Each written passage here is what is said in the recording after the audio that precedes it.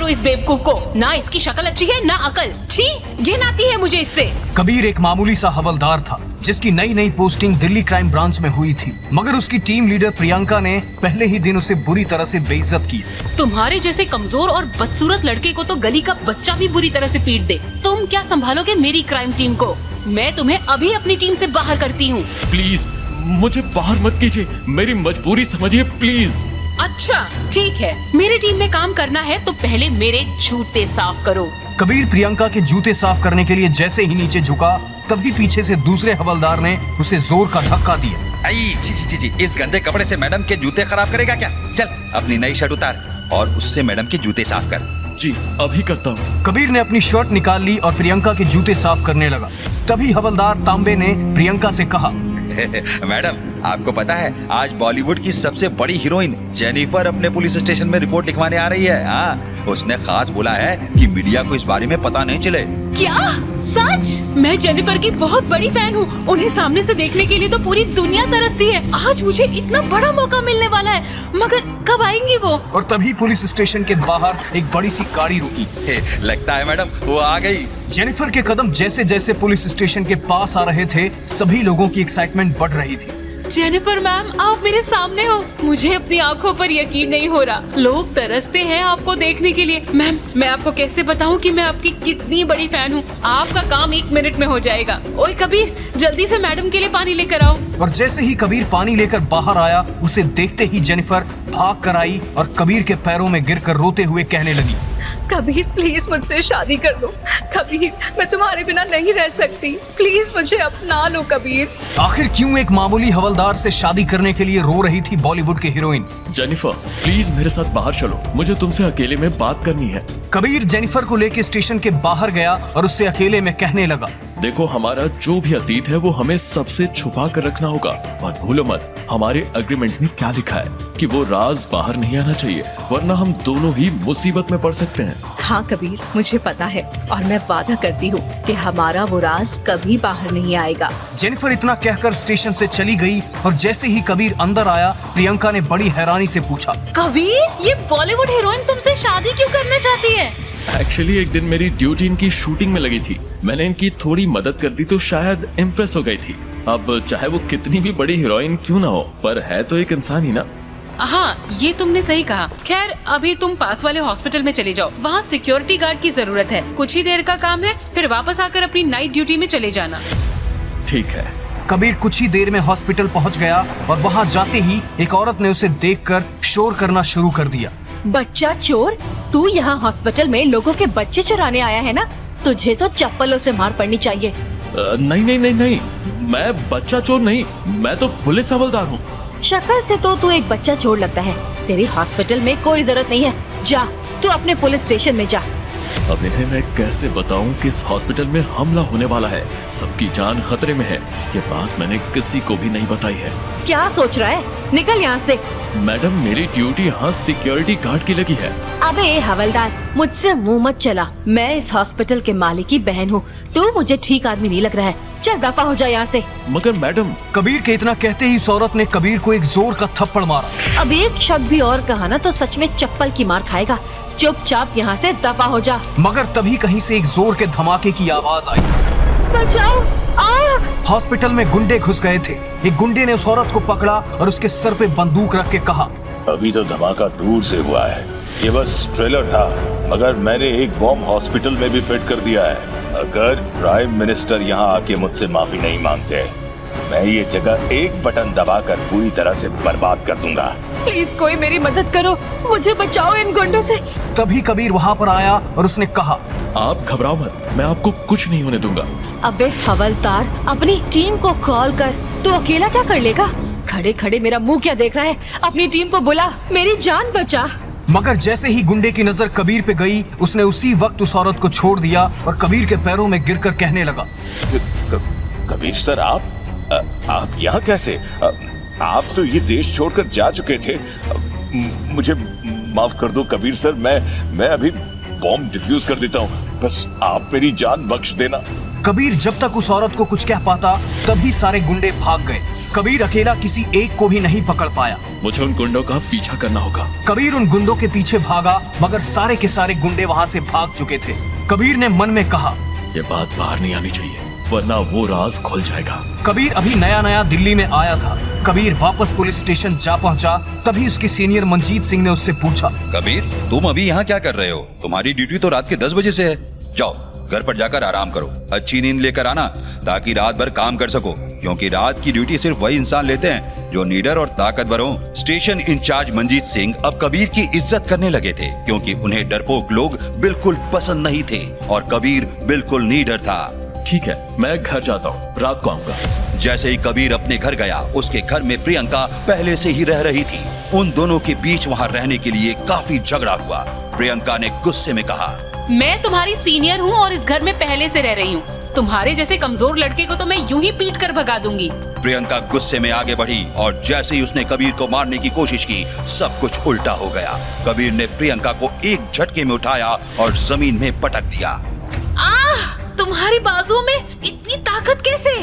वो सब तुम्हें धीरे धीरे पता चलेगा, पर ये मेरा घर है। मैं कई सालों से बाहर था। खैर कोई बात नहीं, तुम भी यहाँ रह सकती हो। कोई भी कमरा चुन लो और तुम्हें रेंट देने की भी कोई जरूरत नहीं है, लेकिन सिर्फ एक शर्त है। कैसी शर्त? तुम्हें पूरे घर की सफाई करनी होगी, वो भी बिल्कुल अच्छे से। तुम्हारा दिमाग खराब है क्या? ठीक है, तो तुम मेरे घर से जा सकती हो। ठीक है, मुझे मंजूर है, मगर मेरी भी एक शर्त है। तुम अपनी लिमिट में रहोगे। याद रखना कि तुम एक लड़की के साथ घर शेयर कर रहे हो, वो लिमिट क्रॉस नहीं होनी चाहिए। अरे तुम उसकी चिंता मत करो। चलो आज हमारी नई दोस्ती की खुशी में मैं तुम्हें बाहर डिनर कराता हूँ। तुम भी क्या याद रखोगे कि कैसा दोस्त मिला है तुम्हें। हाँ, मगर जगह मेरी पसंद की होगी। कुछ ही देर में दोनों की दोस्ती भी हो गई और कबीर और प्रियंका रेस्टोरेंट में आकर बैठ चुके थे और कबीर ने खाने का ऑर्डर कर दिया था। दूसरी टेबल पर बैठे प्रियंका के कलीग्स की नजर सिर्फ उन दोनों पर थी। जानबूझकर मैं इसे यहाँ लाई हूँ, आज इसे मेरी वैल्यू पता चलेगी। तभी प्रियंका का टीममेट निखिल वहाँ पर आया और उसने कहा, ये तुम्हारा बॉयफ्रेंड है या फिर भाई? मेरा रूममेट है। तुम्हें कोई दिक्कत? क्या तुम एक आदमी के साथ अकेले घर में रह रही हो? तुम्हें कोई घर नहीं मिला क्या रहने को? मैं जिस एरिया में रहती हूँ वहाँ का रेंट 50,000 है और मैं किसी के भी साथ रहूँ, तुम्हें क्या? नया सस्ता और अच्छा घर तुम ढूंढोगे क्या मेरे लिए? प्रियंका, जैसे ही मैं अपने क्राइम केसेस से फ्री हो जाऊंगा, मैं तुम्हारे लिए बेस्ट जगह ढूंढूंगा। किसी को जरूरत नहीं है, तुम बस मेरे टीममेट हो। बॉयफ्रेंड बनने की कोशिश मत करो, मैं तुम्हारी गर्लफ्रेंड कभी नहीं बनूंगी। हाँ, मगर फिर भी मैं वो सारे काम करूंगा जो एक बॉयफ्रेंड करता है। क्यों जबरदस्ती प्रियंका के चेप लग रहे हो? जुबान संभाल के बात कर, मैं तेरा सीनियर हूँ। ज्यादा बोला तो सस्पेंड करवा दूंगा। वो मेरा मतलब वो नहीं था। मैं तो आपके साथ बस मजाक कर रहा था। निखिल प्लीज अभी हमें डिस्टर्ब मत करो, हमें डिनर करने दो। निखिल ने अपनी बेइज्जती को मन में दबा दी और गुस्से में वहाँ से चले गए और मन में कहने लगा, इस हवलदार को तो मैं छोड़ूंगा नहीं। चलो कबीर, हम एक वॉक पर चलते हैं। मुझे डिनर के बाद वॉक करने की आदत है। प्रियंका शायद कबीर से दोस्ती को आगे बढ़ाना चाहती थी। दोनों रात को एक वॉक पे चले गए, मगर तभी एक लड़के ने उनसे बदतमीजी की। अरे इस लंगूर के हाथ अंगूर। अरे मैडम, इससे हैंडसम तो मैं दिखता हूँ, मेरे साथ चलोगी? कबीर कुछ कहता उससे पहले प्रियंका ने कहा, कबीर इसके मुंह नहीं लगते। ये विक्रांत भाई का छोटा भाई वरुण है। ये बहुत खतरनाक लोग हैं, इनसे जितना दूर रहे हमारे लिए उतना ठीक है। क्या हुआ मैडम, तुम कहो तो पास में एक होटल है, तुझे तेरी औकात दिखानी पड़ेगी। कबीर को गुस्सा आ गया था और उसने वरुण को पकड़ा और बुरी तरह से पीटना शुरू कर दिया। दोबारा रात को कोई लड़की दिखे तो उनकी रिस्पेक्ट करना, क्योंकि तेरी माँ भी लड़की है। मेरी माँ को बीच में लाया ना, अब देख तुझे तेरी औकात दिखाता हूँ। तुझे बताता हूँ कि मेरा खानदान क्या कर सकता है। ये क्या किया तुमने? तुम्हारी वजह से हम सब बर्बाद हो जाएंगे। प्रियंका, हमें इन मामूली गुंडों से डरना नहीं चाहिए। इन्हें मैं कड़ी से कड़ी सजा दिलवाऊंगा। बेवकूफ इंसान, ये कोई मामूली गुंडा नहीं है, ये विक्रांत का छोटा भाई है और विक्रांत के नाम से पूरा दिल्ली कांपता है। कबीर को विक्रांत भाई के बारे में कुछ पता नहीं था और तभी वहाँ पर एक बड़ी सी गाड़ी आकर रुकी।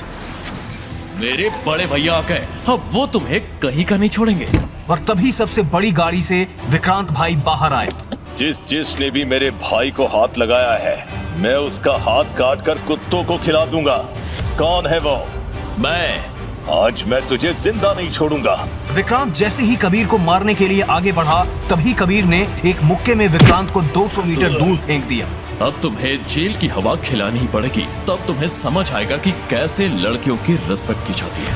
कबीर विक्रांत और उसके भाई को लेके पुलिस स्टेशन आ गया और दोनों को लॉकअप में बंद कर दिया। लड़की के साथ छेड़छाड़ और पुलिस वाले के साथ बदतमीजी के केस में मैं अब तुम दोनों को लंबा अंदर डालूंगा, कड़ी से कड़ी सजा दिलवा कर रहूंगा। एक बार ये बात मेरे पिताजी तक पहुंचने दे। उनके आगे देश का पीएम भी झुक के बात करता है। वो तुम सबको छोड़ेंगे नहीं। पुलिस स्टेशन में सभी लोग डरे हुए थे क्योंकि कबीर ने बहुत ही खतरनाक लोगों से पंगा ले लिया था। स्टेशन हेड मंजीत ने कहा, कबीर देखो, अभी भी वक्त है, सोच समझ कर फैसला लेना। अगर तुम्हारे पास पुख्ता सबूत नहीं हुए तो विक्रांत के पिताजी हम में से किसी को नहीं छोड़ेंगे। मंजीत सर, इन गुंडों से सारे लोग इतना डर क्यों रहे? ये मामूली गुंडे हैं। और हाँ, इस विक्रांत का बाप गुंडा ही तो है ना। हम पुलिस वाले हैं, हमें इनसे डरना नहीं चाहिए। सर कबीर सही कह रहा है, अगर हम भी गुंडों से डरेंगे तो पब्लिक सेफ कैसे फील करेगी। प्रियंका कबीर की हिम्मत से काफी इम्प्रेस हो गई थी और वो कबीर का साथ दे रही थी। तभी निखिल ने कहा, तुम लोगों को पता है कि विक्रांत के पापा कौन है? जो हमारे स्टेट के सीएम हैं, उन्हें सीएम बनने के लिए फंडिंग पूरी विक्रांत भाई के पापा ने की है। अगर बात आगे गई तो हम में से कोई भी यहाँ नहीं बचेगा। हो सकता है कि हम में से किसी की भी ड्यूटी ना बचे, सब के सब अपनी जॉब से निकाले जा सकते हैं। सर अगर हम सब ऐसे ही डरते रहेंगे तो आम जनता का क्या होगा? इन लोगों ने मुझे छेड़ा है। भैया, आप इन्हें कहो कि पापा को कॉल करें। पापा एक बार आएंगे तो इन सब की पैंट गीली हो जाएगी।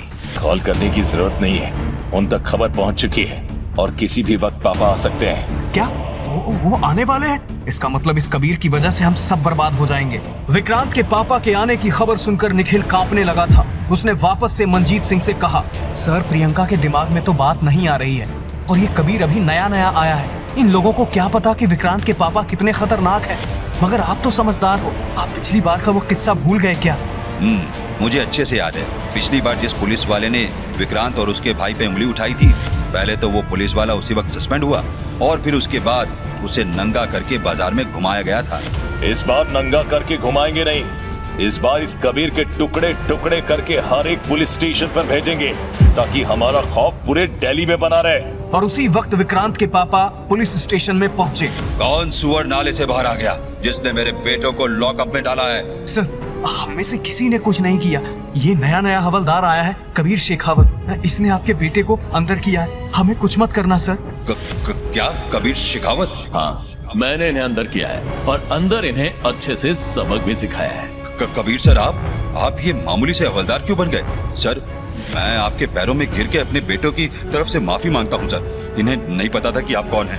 पापा, आप इस मामूली से हवलदार के पैरों में क्यों गिर गए? आखिर क्यों कबीर से डरते थे बड़े बड़े गुंडे? आखिर कैसे कबीर को पहले से पता था बॉम्ब धमाके का राज? आखिर कौन है कबीर शेखावत? सारे सीक्रेट खुलेंगे सिर्फ एक ही जगह। अगले दिन डायरेक्टर को उन अरेस्ट हुए लोगों के माँ बाप के हजारों फोन आ चुके थे, इसीलिए उन्होंने सुबह जल्द से जल्द थाने पहुंचकर पूरे माजरे को समझना शुरू किया। उन्होंने एक ऑन ड्यूटी पुलिस वाले से पूछा, ये सब क्या चल रहा है? सर इन लोगों को कबीर ने कल रात गिरफ्तार किया था, ये रही इनकी रिपोर्ट। ऑन ड्यूटी पुलिस वाले को खुद भी इस सिचुएशन के बारे में ज्यादा कुछ नहीं पता था। उसने बस कबीर की बनाई रिपोर्ट डायरेक्टर को थमा दी। डायरेक्टर ने रिपोर्ट पर एक झलक मारी और पुलिस वाले से कहा, दरवाजे खोल दो और इन लोगों को जाने दो। रिपोर्ट के हिसाब से इन लोगों ने पुलिस वालों की इंसल्ट की और उन लोगों पर हाथ भी उठाया। अब डायरेक्टर के हिसाब से एक रात जेल में बंद रहना उन लोगों के लिए काफी सजा थी। लेकिन सर जेल की चाबियां कबीर के पास ही हैं, वो उन्हें अपने साथ ही ले गया है। उस पुलिस वाले ने जवाब दिया। ये सुनकर डायरेक्टर हैरान रह गए। उन्होंने सोते हुए उन अमीरजादों को देखा और कहा, उसे बुलाओ और ये दरवाजा खोलो। उधर कबीर अपने घर पर चैन की नींद सो रहा था। उसने अपनी पूरी रात उन रईस बच्चों के दिमाग को सही करने में लगाया था। तभी उसके फोन की घंटी बजी।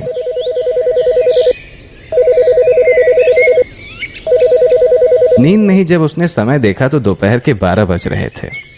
कबीर ने फोन नहीं उठाया और उठकर फ्रेश होने चला गया। कुछ देर बाद जब वो खाने की तलाश में अपने कमरे से निकला तो उसने देखा कि नताशा भी अपने कमरे से निकल रही है।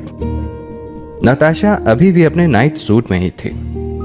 वो जैसे ही निकली अचानक से कबीर उसके सामने आ गया। उसे देखकर वो एकदम से चौंक गई। कुछ देर के लिए तो वो भूल ही गई थी कि उसका घर कबीर ने ले लिया है और उसे अब कबीर के साथ ही रहना है। अब नताशा कुछ बोल पाती इसके पहले ही प्रियंका दोपहर का खाना बनाने आ गई। प्रियंका अभी तक नताशा के बारे में नहीं जानती थी और ना ही नताशा को प्रियंका के बारे में कुछ पता था।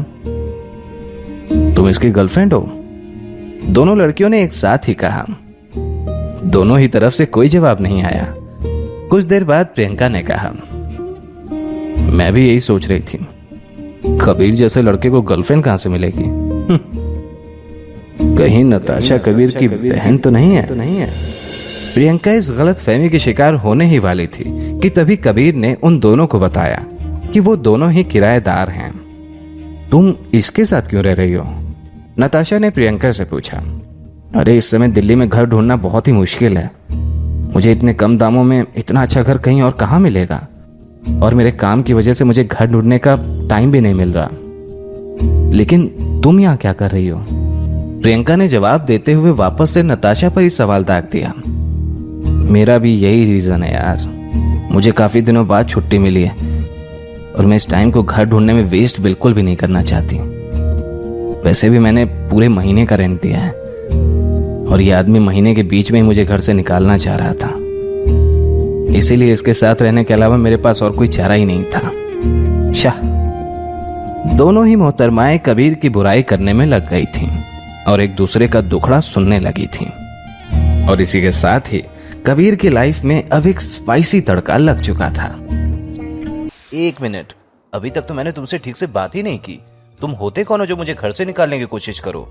मैंने पूरे महीने के पैसे एडवांस में दिए हैं। मुझे कभी कभी तो अपनी नौकरी से छुट्टी मिलती है और मैं उस समय को घर ढूंढने में बर्बाद नहीं करना चाहती। मैं इतने मन से आराम करने अपने घर आई थी और मुझे आकर पता चल रहा है कि मेरे पास घर ही नहीं है। तुम्हें क्या लगता है कि कुछ पैसे देकर तुम पूरा फ्लोर अपने पास रख सकते हो? मुझे पैसों की गर्मी तो कभी मत दिखाना। नताशा ने कबीर पर अपना पूरा गुस्सा उतारते हुए कहा, देखो मुझे गलत ना समझो, मैं बस शांति से रहना पसंद करता हूँ और मुझे लगा शायद पैसे लेकर तुम लोगों को कोई दिक्कत नहीं होगी यहाँ से कहीं और शिफ्ट होने में। और वैसे भी अगर तुम्हारे पास पैसों की कोई कमी नहीं है तो तुम ऐसा ही कोई और घर क्यों नहीं ढूंढ लेती? बाकी तुम किसी होटल में भी रह सकती हो। देखो मैंने पूरा फ्लोर ले लिया है और 4 फ्लैट को जोड़ भी दिया है, तो अब तुम्हारा यहाँ रहना मुश्किल होगा। कबीर ने यह कहते हुए नताशा को पैसों की गड्डी थमा दी। तुम्हारा कॉन्ट्रैक्ट टूटा है, उसके लिए ये पैसे ले लो। ये मेरी तरफ से नहीं, बिल्डिंग मैनेजमेंट की तरफ से है। कबीर का ये बिहेवियर नताशा को बिल्कुल भी अच्छा नहीं लगा। नताशा ने तभी प्रियंका की तरफ देखा और फिर कबीर से पूछा, तो तुमने इसे अपने साथ कैसे रहने दिया? तुम्हें तो पता ही है कि इसे रहने की कोई जगह नहीं मिल पा रही थी और यहाँ रहने के बदले इसने घर का सारा काम करने का वादा किया है। कबीर ने नताशा को जवाब दिया, वैसे अगर ये भी यहाँ रहेगी तो मुझे यहाँ रहने में कोई दिक्कत नहीं है। एक लड़की के होने से मुझे यहाँ बहुत ज्यादा सेफ फील होगा। नताशा ने कहा, लेकिन मैं किसी और के साथ नहीं रहना चाहता। कबीर को किसी और के साथ रहने का बिल्कुल भी मन नहीं था, इसीलिए उसने नताशा को ना कर दिया। लेकिन इसके साथ तो रह रहे हो ना? देखो मुझे सिर्फ 1 महीने की छुट्टी मिली है और मैं ये समय दूसरा घर ढूंढने में नहीं बिताना चाहती। मुझे बस यहाँ 1 महीने रहने दो। नताशा ने प्रियंका की तरफ इशारा करते हुए कहा, लेकिन तुम किसी होटल में भी तो रह सकती हो। मुझे वहाँ के बेड्स बिल्कुल भी अच्छे नहीं लगते, वो बिल्कुल भी कंफर्टेबल नहीं होते। नताशा बोल ही रही थी कि तभी इतने में कबीर का फोन फिर से बज उठा। मैं तुमसे वापस आने के बाद बात करता हूँ, कबीर ने कहा। कबीर का फोन लगातार बजे जा रहा था, जिसके बाद कबीर वहां से जाने लगा। उसके जाते ही नताशा ने प्रियंका से कहा, मेरा नाम नताशा है और तुम्हारा? प्रियंका सारण। प्रियंका ने जवाब दिया, हम दोनों को एक दूसरे का साथ देना पड़ेगा। तुम इस आदमी के बारे में कुछ जानती भी हो जो उसके साथ रहने को तैयार हो गई? नताशा ने पूछा। मैं पुलिस ऑफिसर हूं, मुझे किस बात का डर? प्रियंका ने जवाब दिया, पुलिस हो या फिर कहीं की महारानी, तुम्हारा चेहरा इतना सुंदर है कि अगर मैं लड़का होती ना तो फिर क्राइम करने से पहले कुछ नहीं देखती। नताशा ने मजाक करते हुए प्रियंका से कहा, कबीर दिल का बुरा नहीं है, कम से कम उन लड़कों से तो अच्छा ही है जिनको बातें बनाने के अलावा कुछ भी नहीं आता। और वैसे भी मुझे नहीं लगता कि उसको मेरे में कोई इंटरेस्ट भी है। प्रियंका ने कहा, ये सब बकवास है। मैंने पूरी दुनिया देखी है और हर तरीके के आदमियों से मिली हूँ। प्रिंस, बिजनेसमैन, स्पोर्ट्स पर्सन, सबके साथ फ्लाई कर चुकी हूँ। मैं इन मर्दों की रग रग से वाकिफ हूँ, नताशा ने कहा। नताशा से बात करते करते प्रियंका सोफे पर बैठ गई और उसने कहा, तब भी तुम यहाँ रहना चाहती हो? मैं यहाँ 3 सालों से रह रही हूँ और होटल के बेड से मुझे सच में बहुत दिक्कत होती है। मैं अगर किसी और के बिस्तर पर सोने लगती हूँ ना तो मुझे अच्छी नींद ही नहीं आती और मैं अपनी छुट्टी खराब नींद के साथ बिल्कुल भी नहीं बिताना चाहती। नताशा बोल ही रही थी कि तभी आसमान से एक प्लेन के गुजरने की आवाज आई। उस आवाज को सुनते ही नताशा खुश होकर बालकनी की तरफ भागी और आसमान को देखने लगी। उधर पुलिस स्टेशन में कोहराम मच चुका था। हर जगह अमीर लड़कों के माँ बाप के भेजे हुए लॉयर्स यहाँ वहां घूम रहे थे। बात यहाँ तक पहुंच चुकी थी कि डायरेक्टर ने अपने ऑफिस का दरवाजा तक अंदर से बंद कर लिया था ताकि उसे और लॉयर से डील ना करना पड़े। वो बस कबीर के आने का इंतजार कर रहा था। डायरेक्टर को भी ऊपर से लगातार फोन कॉल्स आ रहे थे। अगर स्टेशन से कोई इन लोगों को अरेस्ट करने का रीजन बताकर सारा ब्लेम अपने सर ले ले तो सारी बात खत्म हो सकती थी। ब्लेम लेने वाले को भी ज्यादा से ज्यादा 2 महीने तक छुट्टी पर भेज दिया जाता, लेकिन कोई भी इस चीज की जिम्मेदारी लेने को तैयार नहीं था। सब सिर्फ और सिर्फ कबीर के वापस आने का इंतजार कर रहे थे। डायरेक्टर के ऑर्डर पर जेल के दरवाजों को वेल्डर बुलवाकर खुलवाया भी जा चुका था, लेकिन अंदर बैठे लड़कों ने बाहर आने से मना कर दिया था। ना जाने उन सब ने अंदर बैठे बैठे क्या खिचड़ी पकाई कि जेल के दरवाजे खुलने के बाद भी वो बाहर आने से इनकार कर रहे थे। विक्रम ने तभी अपने लॉयर को इशारे से पास बुलाया और उसके कानों में कुछ कहा। लॉयर ने जिस पर अपना सिर हिलाया और थाने के पुलिस वालों से जाकर बोला, मेरे क्लाइंट को बिना किसी वजह के अंदर रखा गया है, वो भी पूरी रात। ना उनके पास उनके फोन थे और ना ही उनके घर वालों को बताया गया कि वो बिना किसी वजह के अरेस्ट कर लिए गए हैं। अगर आप लोगों ने इनको अंदर रखने की कोई ठोस वजह नहीं बताई तो फिर मैं आप लोगों पर केस कर सकता हूँ। डायरेक्टर ने अपने ऑफिस से ये बात सुन ली और उन्होंने स्टेशन के इंचार्ज से कहा, तुमने उस नए आए लड़के को नाइट शिफ्ट में जाने ही क्यों दिया? अगर ये सब हम पर केस कर देंगे तो हम कुछ भी संभाल नहीं पाएंगे। ये सब तुम्हारी गलती है। जाओ और बाहर जाकर उन सबसे माफी मांगो और मामला शांत करो। सर, मेरे माफी मांगने से कुछ भी नहीं होगा। ये लोग सिर्फ और सिर्फ कबीर से हिसाब करना चाहते हैं। ये सब बातें चल ही रही होती हैं कि तभी कबीर स्टेशन पहुंचता है। वहां खड़े सारे लोग उसकी तरफ देखकर अंदर ही अंदर सोचने लगते हैं, आखिर ये इंसान इतनी हिम्मत कैसे कर सकता है। कबीर के अंदर आने के बाद सारे अमीर घर के लड़के चिल्लाने लगे, यही है वो कल रात वाला पुलिस ऑफिसर। उन लोगों के लॉयर्स ने तभी कबीर को एकदम से घेर लिया और उस पर सवालों की लड़ी छोड़ दी। अगर आप हमारे क्लाइंट को अरेस्ट करने की वजह नहीं बता सकते तो हम आप पर केस कर देंगे। हमारे क्लाइंट को काफी चोटें भी आई हैं। माना आप पुलिस वाले हैं, लेकिन आप ऐसे किसी के साथ मारपीट नहीं कर सकते। कबीर ने तभी उन सबको हल्का सा पुश किया और जेल की तरफ जाकर कहा, क्या हुआ, तुम लोग बाहर नहीं आना चाहते? तो क्या आप कोई ऐरा गहरा पुलिस वाला हम लोगों को अपनी मर्जी से मार सकता है और जेल में भी बंद कर सकता है? विक्रम ने गुस्से से चिल्लाकर कहा, मैंने तुम पर बिल्कुल भी हाथ नहीं उठाया। अगर तुम्हें चोटें आई हैं तो वो सिर्फ इस वजह से क्योंकि तुम पुलिस का काम रोक रहे थे। तुम्हारी चोट का इल्जाम तुम मुझ पर नहीं लगा सकते। आपने इन लोगों को किस बात के लिए रात भर जेल में रखा? वहां खड़े लॉयर्स ने कबीर से पूछा। पुलिस का काम रोकने, पुलिस का इंसल्ट करने और उन पर थूक फेंकने के इल्जाम में। मैं चाहता तो इनको उस समय शूट भी कर सकता था। कबीर ने जवाब दिया, यह सब तो आपके हिसाब से हुआ। मेरे क्लाइंट की कहानी आपकी बात से बिल्कुल भी मैच नहीं होती। वहां मेरे साथी भी खड़े थे, आप चाहें तो उनसे भी पूछ सकते हैं कि कल रात हुआ क्या था। कबीर ने कहा। इतने में ही विक्रम बोला, हाँ, पुलिस वाला तो पुलिस वालों की तरफ होगा ना। ये सुनकर विक्रम के साथियों ने भी उसका साथ दिया और वो भी बोले, एकदम सही बात है। इन लोगों ने हमें बहुत मारा और बिना वजह रात भर जेल में रखा। कुछ ही पल बाद डायरेक्टर और उनके पीछे पीछे स्टेशन इंचार्ज मंजीत भी बाहर आ गए। उन्होंने देखा कि सारे अमीरजादे अभी भी गुस्से में वहीं बैठे हुए हैं। डायरेक्टर ने जबरदस्ती अपने चेहरे पर मुस्कान लाते हुए पूछा, क्या अभी भी कोई दिक्कत है? डायरेक्टर दास, अच्छा वो आप यहीं पर हैं। मेरे क्लाइंट और उसके दोस्तों को कल रात आपके एक ऑफिसर ने बिना बात के अरेस्ट कर लिया था। आप इनके चेहरे पर देखिए, साफ साफ पता चल रहा है इनको बुरी तरह से मारा गया है। अब हमें आप ही बताइए कि इनको पूरी रात जेल में रखने की वजह क्या थी। आपके पुलिस वालों को तो इज्जतदार लोगों से बात करना ही नहीं आता, और वैसे भी उसकी हिम्मत कैसे हुई मेरे क्लाइंट्स पर हाथ उठाने की। उनकी बातें सुनकर डायरेक्टर दास ने कबीर की तरफ देखा और इशारों में उससे जवाब मांगा। सर, इन लोगों को मैंने लड़ाई करते हुए देखा और इनकी लड़ाई शांत कराने की भी बहुत कोशिश की, लेकिन इन लोगों ने मेरी एक भी बात नहीं मानी। सिर्फ यही नहीं बल्कि इन्होंने एक ऑन ड्यूटी पुलिस ऑफिसर का इंसल्ट करते हुए पुलिस के कामों में रुकावट भी डाली। आपके क्लाइंट विक्रम ने तो मुझ पर थूक भी दिया था।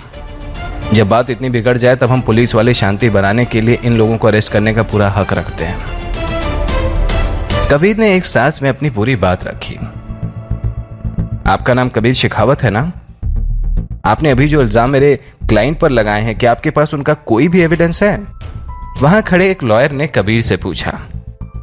इंचार्ज मंजीत को भी दिख रहा था कि लॉयर्स कबीर को फंसाने की पूरी कोशिश कर रहे हैं। ये देखते हुए उन्होंने कबीर से धीरे से कहा, इन लोगों को जाने दो और माफी मांग लो। इस समय मैं और डायरेक्टर दास तुम्हें बचा लेंगे। यहां बहुत सारे लोग इन्वॉल्व हो चुके हैं। अगर बात बढ़ गई तो फिर बहुत आगे तक जाएगी। इंचार्ज मंजीत की इस बात से कबीर बहुत ज्यादा चिढ़ गया और उसने कहा, मैं इनसे माफी मांगूं? जेल में बैठे लड़कों ने कबीर की बात सुन ली थी। तभी उनके बीच बैठे विक्रम ने कहा, अब माफी मांगकर कोई फायदा भी नहीं होने वाला है। तुम लोग लॉ फॉलो करना चाहते हो ना, तो फिर अब वही होगा। विक्रम का लॉयर भी उसकी बात में हामी भर रहा था और उसने कबीर से कहा, सबसे पहले तो बिना वजह अरेस्ट से मेरे क्लाइंट को जो दिक्कत हुई है उसकी भरपाई, उसी के साथ साथ उसकी जेल में रहने से रेपुटेशन भी बहुत खराब हुई है। इन दोनों को मिलाकर प्लस मारपीट। हाँ, आपके पुलिस डिपार्टमेंट पे कम से कम 1.5 करोड़ का केस होगा अब। लेकिन अगर आप लोग यही बात खत्म करना चाहते हो तो कम से कम आपको 70 लाख देने होंगे। वकील की बात सुनकर डायरेक्टर दास और इंचार्ज मंजीत दंग रह गए। आखिर इतने पैसे वो लोग कैसे अरेंज कर पाएंगे? विक्रम जी ने यह रकम बहुत सोचने के बाद तय की है। उनको पता है कि आप लोगों का डिपार्टमेंट ज्यादा पैसे अरेंज नहीं कर पाएगा, इसी वजह से उन्होंने पैसों की रकम बहुत कम रखी है, विक्रम के लॉयर ने कहा। उसी के साथ साथ दूसरे लॉयर्स भी यही कहने लगे। हम भी इस बात से सहमत हैं। अगर पुलिस डिपार्टमेंट बात यहीं खत्म करना चाहता है तो फिर आपको हमें 70 लाख देने होंगे। अरे, हमारा डिपार्टमेंट आप लोगों को इतने पैसे कहां से दे सकता है? डायरेक्टर दास ने हंसते हुए कहा। विक्रम अच्छी तरीके से जानता था कि उसकी बोली हुई रकम पुलिस डिपार्टमेंट सपनों में भी नहीं दे पाएगा। वो सिर्फ उनको परेशान होते हुए देखना चाहता था। उसका मकसद सिर्फ और सिर्फ कबीर से बदला लेने का था। कोई बात नहीं, अगर डिपार्टमेंट हमें पैसे नहीं दे सकता तो फिर हम आपको दूसरा रास्ता बताते हैं। आपको सारा ब्लेम सिर्फ इस कबीर पर डालना होगा। जैसे ही उसने ये कहा, सभी पुलिस वाले कबीर की तरफ देखने लगे। उन सबको पता था कि उतने पैसे देने के डिपार्टमेंट की हैसियत नहीं है। अगर इस बात का सारा इल्जाम कबीर अपने सर ले ले तो फिर ये बात यहीं खत्म हो सकती है। लेकिन डायरेक्टर दास उस तरीके के इंसान नहीं थे। वो बिना गलती के कबीर पर सारा इल्जाम नहीं डाल सकते थे।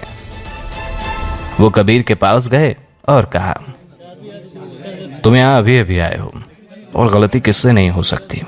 उनका लॉयर एकदम सही कह रहा है। हमारे पास कोई भी एविडेंस नहीं है और ये लोग आम लोग नहीं हैं। ये शहर के सबसे बड़े और अमीर लोगों में से एक हैं। हम इनको आम लोगों की तरह ट्रीट नहीं कर सकते। तुम्हें इनको जाने देना चाहिए था, लेकिन तुम इनको यहाँ लेकर आए। इनको बहुत चोटें भी आई हैं और ये रात भर जेल में सोए हैं। इनको इनकी गलती का एहसास हो चुका है, इसलिए जाओ और जाकर इनसे माफी मांग लो, क्योंकि डिपार्टमेंट के पास इनको देने के लिए इतने पैसे नहीं हैं। इतना कह के डायरेक्टर कबीर का कंधा थपथपा के विक्रम की ओर बढ़ गए। इस गलती के लिए मैं आप सबसे खुद माफी मांगता हूँ। ये इसकी पहली नाइट शिफ्ट थी और इसे अभी यहाँ के रूल्स अच्छे से नहीं पता।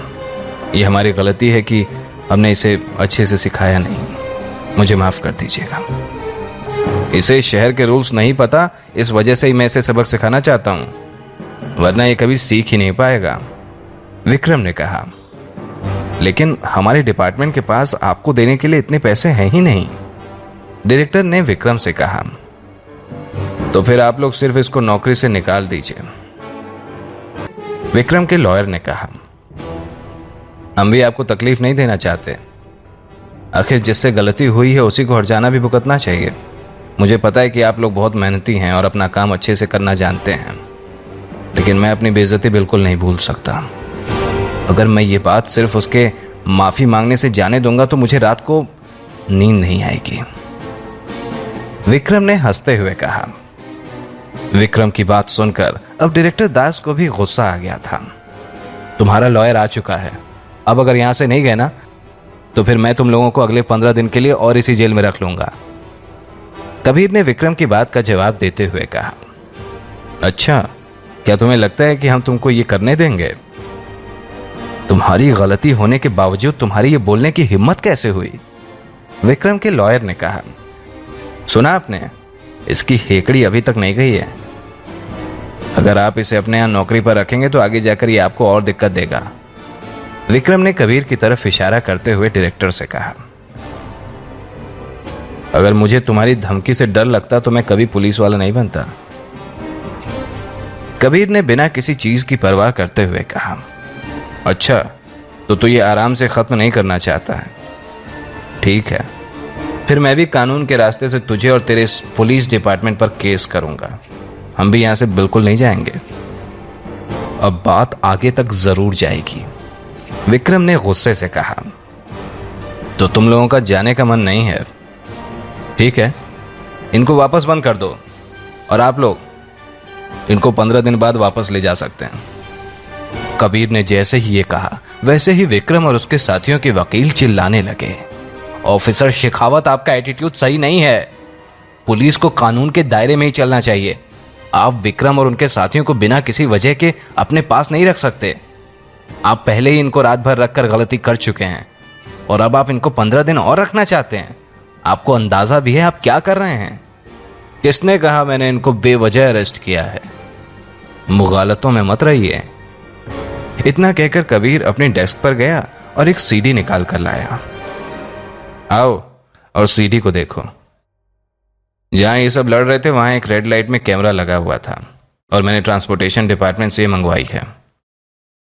मुझे पता था आप लोग वहां जाकर उनको रिश्वत देकर यह वीडियो डिलीट करवाने की कोशिश करेंगे, इसीलिए मैंने पहले ही इसको अपने पास रख लिया था और इसकी कॉपी भी बनवा ली है। आप लोग इसमें साफ साफ देख सकते हैं कि हो क्या रहा है। अगर आपको वहां हो रही बातें भी सुननी है तो उसकी भी टेंशन मत लीजिए, क्योंकि मैंने सब कुछ अपने फोन में भी रिकॉर्ड करके रखा है।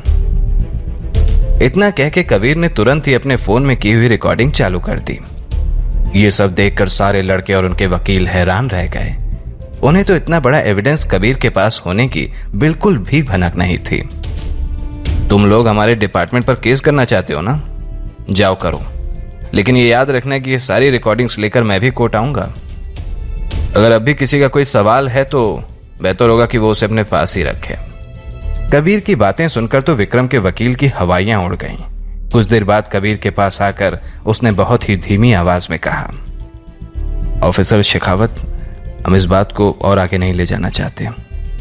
अगर आप चाहें तो हम आपसे 70 लाख में एविडेंस खरीद सकते हैं। विक्रम का वकील, जो अब तक कबीर और डिपार्टमेंट को धमकी पर धमकी दे रहा था, वो अब अपनी सारी अकड़ छोड़कर बात खत्म करने की भीख मांग रहा था।